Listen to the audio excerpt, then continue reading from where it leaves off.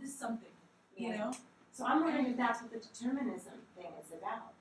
That there is some sort of a, That's a really good connection. you know, that's what Well, I keep, yeah, it is. that's It is. There what are also sparked me. there are also other things that affect our belief in this kind of thing. So, and at least two very powerful psychological habits. The one really appeal to fear. You don't want something. You really fear about something, and you want to avoid it at whatever cost. Another psychological habit is that wishful thinking. You really want something, you really want to be true, and you just believe it. So the two are very popular, fearful and wishful thinking. And it's almost, true to those wishes as reality, and true to the fears as unreal. Even though it doesn't really matter whether they're real or not. It's just as long as you wish them to be real, they're real. So you have to be able to separate that, the desires, the fears, the wishes from what is really there. Yeah, so basically you're saying it's just a philosophy, it's just an ideology, it has... Until it has support, right? Otherwise, why should I believe it? Because they just wrote a book, that's not enough. No, that's not what I'm saying. I'm not saying because it wrote a book. I'm just saying, it's pop culture, really. Now it's part of pop culture, but and that sells, and of course that has to be taken into account. But I have to wonder, what is there something behind this? Is there something? If you know more, about this kind of things, you know more the history of this kind of things, you will see that many more popular stuff than this in the history, and which just completely got out in a decade. And I have been a fan of this kind of thing when I was young, so I collected a lot of stuff.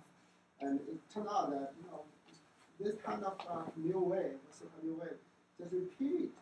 always repeat what happened in history again and again. In the 1900s, there was a lot of books that came out about that in the 1850s. I think it got really popular. I think what happened is what she's saying, that you see all these books because the ideas are there, but then there's a resurgence. Just to satisfy people's needs, psychological needs. It's not really scientific needs, it's psychological needs. And a lot of the books talk about the doomsday, the fear of the end of the world, and the many books on that part of it. Yeah, but still, those are just books. What I was going to say is, it reminds me a lot of, I remember in the 80s and maybe the early 90s, positive thinking was the new wave at the time. It's if you think positively, if you think about money, you're going to get it. And, people were really believing in this stuff. Yeah. Still is the secret. Yeah. It's not needed by now, right? The book is secret. Yeah. It's a movie made about that. Yeah. So about naturalism,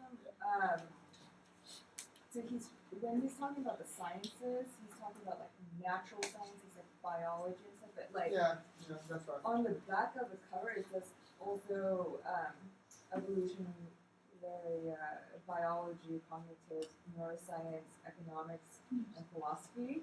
And so it's he's not really depending on other social sciences except econ, which I haven't yet That's very read. Yeah, that's very good in the sense that, when he talked about, he always referred to natural sciences. And I changed it into sciences.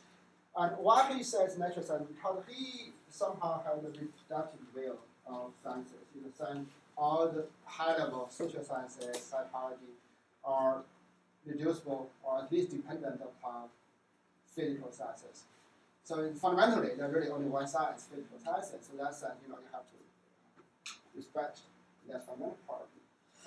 For me, I'm not so sure that all the high-level sciences can be reduced to the physical sciences. So I would just say, have to respect sciences in general.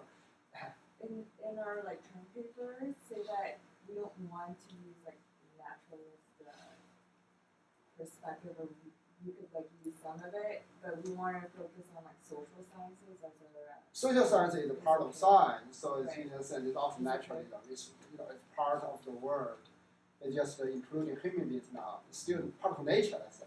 That in general, in the general sense, it's still part of nature. It's naturally done. If you include all the senses, the same idea. So these are basic assumptions. Materialism in the mind and body. Evolution, I didn't talk about that, and I just assume we all agree. I know, maybe not, but evolution is, I told you before, is as solid, as established as any physical sciences we have today. You doubt evolution, then you should also doubt the thermodynamics. So in that sense, really, in some degree of confidence. High. Okay, that's assumptions. This Dennett, give you a picture of him. He's a philosophy professor at Tufts University in Boston. He has written a lot of books in philosophy of mind, in Darwinism, and in general. And he also wrote a new book called Breaking the Spell to talk about religion. So here he didn't talk about religion specific, and here he talked about maybe there's a gene for religion and the function and power of that. But certainly he didn't believe that there's God, but he just people believe it and people need for it, and religion does play a very important social role.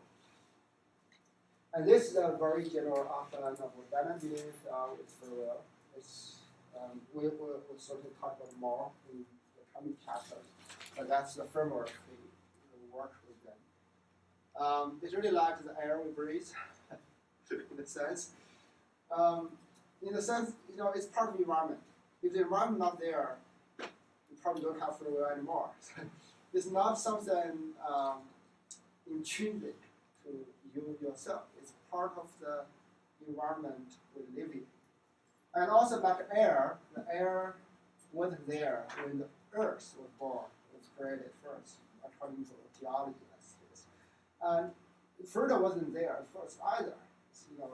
When the species, organism, became more and more complex, and then they can make some choices, and they become freer. So in that sense, the further really is coming in degrees. We have some species which are more free, and like human beings, so we can actually predict in the future, in a sense, and we are really the most free animal in this earth, on this earth. And as Dennett would say, we are actually the brain of Earth. We need to take care of the Earth mother. So only we can do that. And we can actually destroy it too if we are not careful. So that's the basic idea. That's what we talk about. They talk about too. Whether free will depends upon whether you believe it or not. If you believe you have free will, you do it.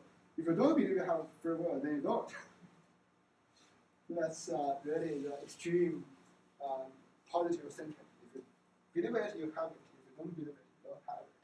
And you will see later, it may have some truth in it too.